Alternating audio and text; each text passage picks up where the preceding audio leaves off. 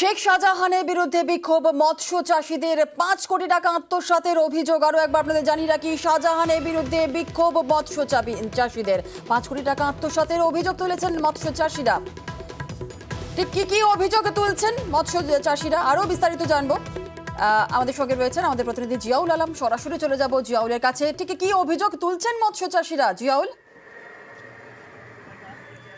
দেখো, সন্দেশখালীর বেতাজ বাদশাহ শেখ শাহজাহান এতদিন তার রাজত্বে সেখানে কোনো বিক্ষোভ, মানুষের কোনো কণ্ঠ, সেখানে কিছু প্রতিবাদ করতে পারতো না, কিন্তু তিনি প্রায় 22 দিন এখনো পর্যন্ত তার অধরা রয়েছে। তারপরেই এলাকার মানুষজন তার বিরুদ্ধে অর্থাৎ কোটি কোটি টাকা আত্মসাৎ করেছে।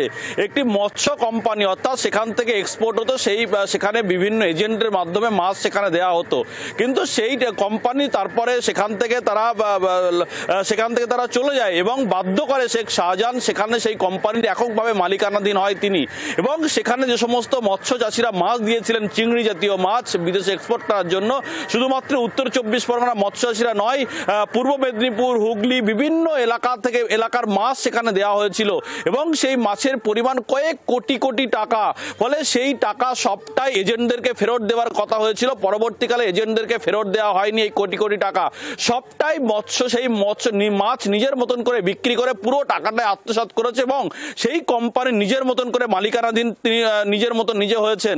ফলে এখানেই যে চাষিদের অভিযোগ যে বারংবার তারা 2018 সাল থেকে তারা যে এই বিভিন্ন চাষিদের কাছ থেকে মাছ নিয়ে এই কোম্পানির কাছে দিয়েছিল, সেই টাকা পুরোটাই আত্মসাৎ করেছে শেখ শাহজাহান। ফলে বাধ্য হয়ে এই যে কোটি কোটি টাকা, এবং চাষিরা এই ধরনের এজেন্টকে ধরে মারধর করছে, এলাকা ছাড়া করছে, পুলিশের কাছে অভিযোগ করছে, তাই বাধ্য হয়ে তারা এই শেখ শাহজাহানের যে মৎস্য কোম্পানি রয়েছে ঘোষপুর এলাকায়, সেখানে তারা বিক্ষোভ দেখিয়েছেন মূলত তাদের টাকা ফেরতের দাবিতে। টাকা না ফেরত দিলে তারা সেখান থেকে তাদের অবস্থান থেকে অনড়, অর্থাৎ এই কোটি কোটি টাকা পুরো টাকাটা আত্মসাৎ করেছে শেখ শাহজাহান এই সন্দেশখালীর বেতাজ বাদশাহ। ফলে যত দিন যাচ্ছে ততই কিন্তু শেখ শাহজাহানের এই করুকীর্তি কিন্তু সামনে আসছে এবং এই যে কোটি কোটি টাকা আত্মসাতের অভিযোগ তুলে এলাকার মানুষজন এবং মৎস্য চাষিরা তারা বিক্ষোভ দেখিয়েছেন। তাদের একটাই দাবি, শেখ শাহজাহান সবটাই রাজনৈতিক প্রভাব খাটিয়ে কৃষকদের কাছ থেকে কোটি কোটি টাকা আত্মসাৎ করেছে এবং এই মৎস্য কোম্পানির কাছ থেকে কোটি কোটি টাকা আত্মসাৎ করেছে।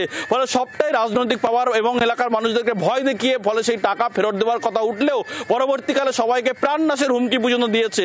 ফলে তারা বাধ্য হয়ে টাকা ফেরতের দাবিতে এই ঘোষপুর মৎস্য বাজারের সামনে সেখানে বিক্ষোভ দেখিয়েছে এলাকার মৎস্য চাষিরা। জুনেলা, একেবারে ধন্যবাদ জিয়াউল। শাহজাহান ভাই একদিন আমাদেরকে ডেকে বলল, মাল আমরাই বিক্রি করব, আমরা যারা পাওনাদার আছি এই মাল বিক্রি করে নিয়ে আমরা যে যেমন পাই তেমন পার্সেন্টেজ করে সবাই নিয়ে নেব। কিন্তু শাহজাহান ভাই ভিতরতে মালগুলো সব বিক্রি করে নিল।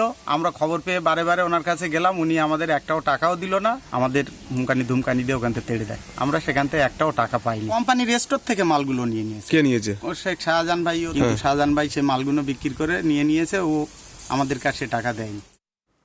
অন্যায় করেছেন শেখ শাহজাহান, দাবি মন্ত্রী ফেরাদ হাকিমের। আর এই প্রথম সন্দেশখালীর বেতাজ বাদশাকে নিয়ে মুখ খুলেছেন তৃণমূলের শীর্ষ নেতৃত্ব। শাহজাহান যেটা করেছে অন্যায় করেছে। কেন মনে হলো যে অন্যায় করেছে? যা দেখলাম টিভিতে, মাথা ফাটিয়েছে, অন্যায় করেছে। ও করেছে কি কে করে যায়, যেটা হয়েছে অন্যায় হয়েছে।